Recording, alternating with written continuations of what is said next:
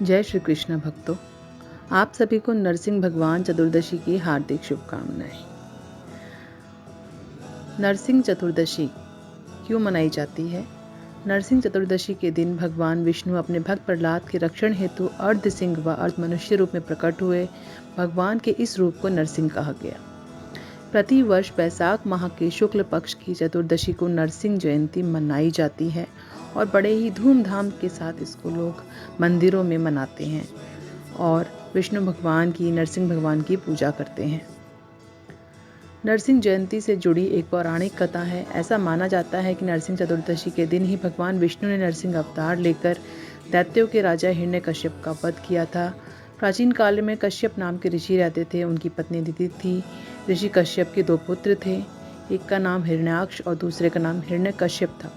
हिरण्याक्ष पृथ्वी को बचाने के लिए भगवान विष्णु ने वाराह रूप धारण कर उसकी हत्या कर दी थी। उसके बाद हिरण्यकश्यप अपने भाई के वध से बहुत अधिक क्रोधित हुए।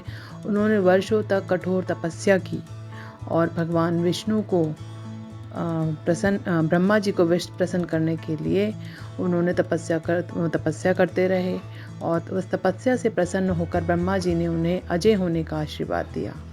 इस तरह हिरण्यकश्यप जो थे वो अजय बन गए और इस तरह वो अपने प्रजा पर अत्याचार करने लगे। अब हिरण्यकश्यप को कोई हरा नहीं सकता था। हिरण्यकश्यप की पत्नी कयाधु ने एक पुत्र को जन्म दिया जिसे प्रहलाद के नाम से जाना गया। उसके अंदर राक्षसों वाले बिल्कुल गुण नहीं थे। वह बहुत संस्कारी था, नारायण भक्त था।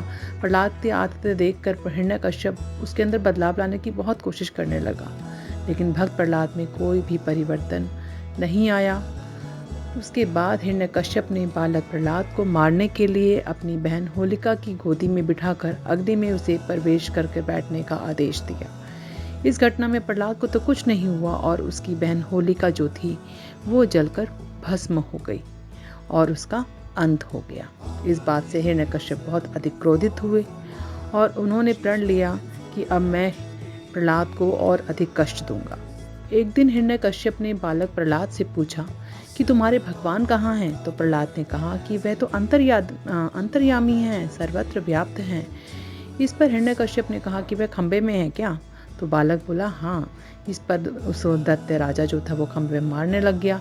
तभी भगवान नरसिंह खंबा फाड़ कर बाहर आए और उन्होंने हिरण्यकश्यप का पूरी तरीके से वध कर दिया।